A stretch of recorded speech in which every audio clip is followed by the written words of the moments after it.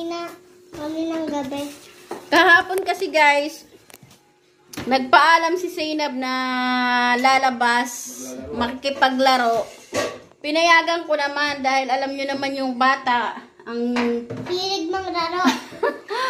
pag nakita ng kapwa bata ay talagang natataranta makipaglaro. So yung pinabayaan ko naman siya or pinayagan ko.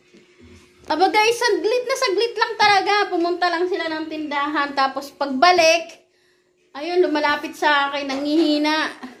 Pawis na pawis. Tapos nung kinapa ko yung katawan niya, ang lamig. Ang lamig.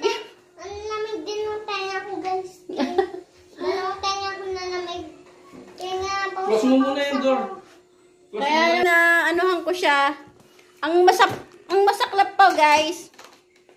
Yeah. Yung nakausog sa kanya, wala, umalis, pumunta ng nag-swimming.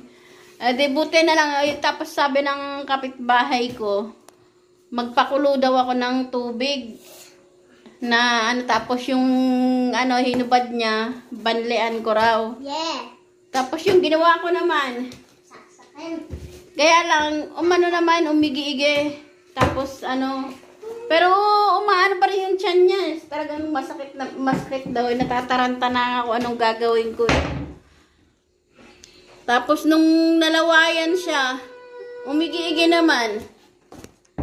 Kaya lang, pa siya ngayon, nag-LBM. Kaya, ayan, bumili ako ng tubig. Hindi na ako nakapag-film kasi nga, may din doon, may music.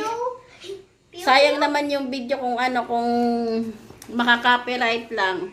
Shut up, or you kiss my pew-pew. So yan, okay na si Zainab. Ano sasabihin mo guys? Ano sasabihin mo sa mga bata pag nangungulit lumabas?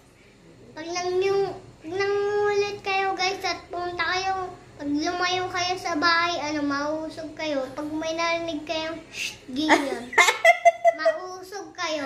Ayun. Yung multo ka mo, guys, lumilipad. Kaya nga ay numuusog na multo.